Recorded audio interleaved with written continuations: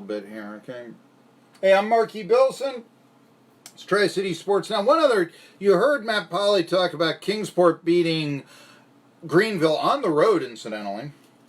And the player I think to watch in that game, I want everybody to know this, is Andres Reginald. He's the Kingsport catcher. He's from Venezuela. Hit a home run yesterday. Okay, so that's why I'm looking at him. But he hit 9 last year in the lower levels of the rookie ball. So, I mean, remember that name. Reginald for this year's Appalachian League season, a catcher for the Mets.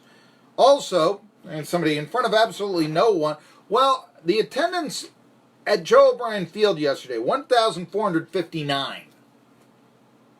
I would have thought it would have been more. I could see there's 15, it is a small ballpark. And it's not like, like I said, every seat was there, but I'm going to say this, every row had fans. Okay, every row of the park had fans. Now that's impressive. So not every seat was filled, but again, normally you go to one of these games, and you might find you're on, if you wanted to, say way out in right field or something, a section to yourself if you wanted to. Every row at Joe O'Brien Field yesterday was filled. Okay, and that's Boyd. And I do say, just like anything, wouldn't you say, when you got 5 pro sports teams in Northeast Tennessee, 4 of them are run by Boyd Sports, don't you say that's getting a little close to a monopoly? Then again, they're drawing more people than anything. So I don't know what to say. I am fearful. The box seats at Elizabethton, they go for $7, okay? That beats what I told you the box seats at the Dodgers game in Los Angeles go for. We know that. But could they be increased if that's the only game in town, if Boyd takes over all the teams? Think about that. That's what you got to worry about in all this. So the Otters won. I haven't had a chance to talk a little bit about that and all this. And you know what else I haven't had a chance to talk really about was the Major League action last night. Because, as I said, Daniel Norris was on the bump and did not get a decision. But the Tigers still were able to defeat the Pittsburgh Pirates up at PNC Park on the banks of the Allegheny River, right near the Ohio and the Monongahela. See, they played it in Pittsburgh. I'm trying to be fancier than I should. And they won it on this less than exciting RBI ground out. Crick gets the sign and sets the strike one. Swinging a ground ball softly to second base. They throw to first for 1, throw back to second, and do not get him, and the Tigers take the lead. My goodness. Frazier fielded, and great base running by Stewart. He stopped midway to second, so Frazier had to make the quick decision. He threw to first base, and they could not get Stewart going down to second. And ground ball out, scores a run. The Tigers take a 5-4 lead. I know what you want to know, though. What did Norris do? Okay, the Science Hill product, 2 runs, 4 hits, 4 strikeouts, 6 innings, no decision. That's actually not that bad. Then again, the Buccos have been slumping. They did take 2 out of 3 from Miami, but who doesn't take 2 out of 3 from Miami? Before that, they had lost 7 in a row. There you go. Tigers' 4-game losing streak is over. And we continue with what happened in the majors last night. We do here, okay? But yes, we wanted to mention that about the hometown product, if you will. Now, the Yankees and the Rays, we're going to hold off on the Braves here for just a sec, okay? Yankees and Braves, they are playing a lot. Yankees and Braves. Yankees and Rays, Tampa Bay Rays. They've been playing a lot. And in the first 2 games of the season, I say they're playing a lot. They played 2 games, but they will be playing a lot over the course of the next few weeks. They've got 11 games scheduled over the course of the next 2 weeks or so. And this is for first place in the American League East. Of course, assuming that the loser of those 11 games, if those games do shape the race in the AL East, assuming the loser of those games does not fall into total collapse, still got to figure they'll get the wild card, right? So All right, here we are. Now, Eduardo Encarnacion was dealt to the Yankees recently. Some talk the Yankees are looking at Madison Bumgarner to tell you what the Giants might be able to get for him. They're going absolutely nowhere after dominating the first part of the decade with 3 world titles. But anyway, Encarnacion came up big last night against the Rays. It'll be a 2-2. Kidra deals. Swung on and drilled to deep right center. That ball is high. It is far. It is gone.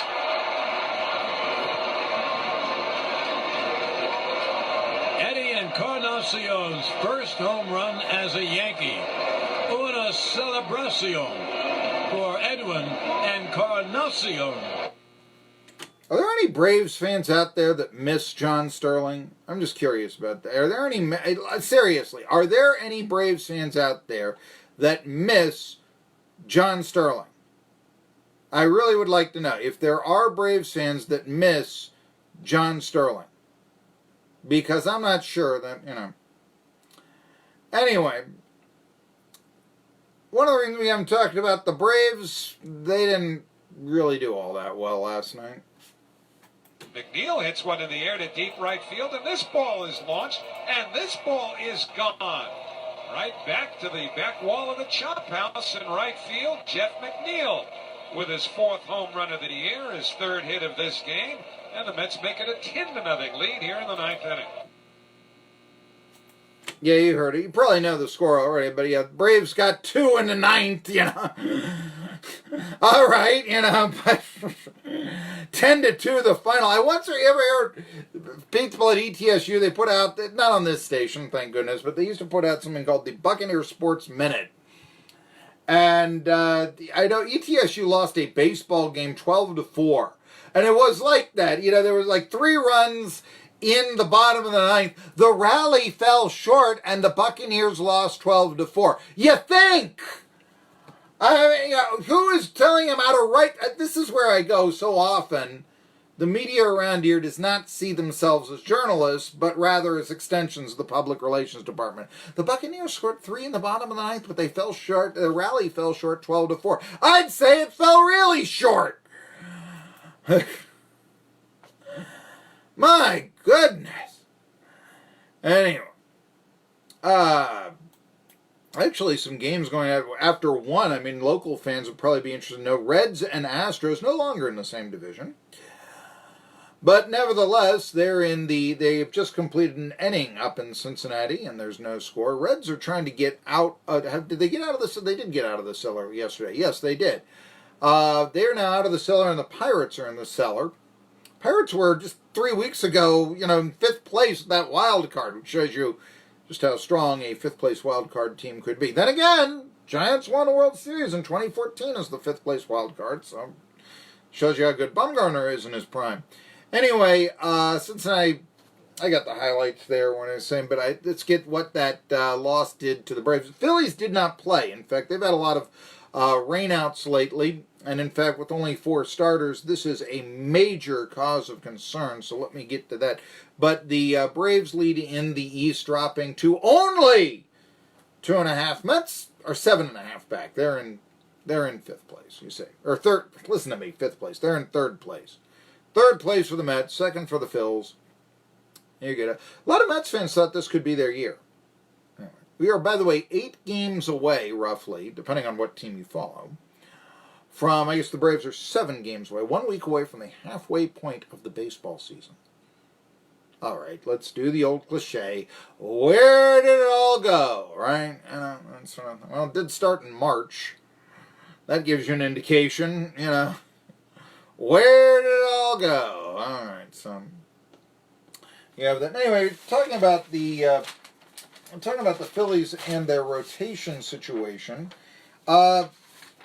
They actually, because they're playing a doubleheader against the Nats, and there is some talk that gave JT Realmundo and Jay Bruce 2 additional days to recover from their injuries, but still, those aren't pitchers.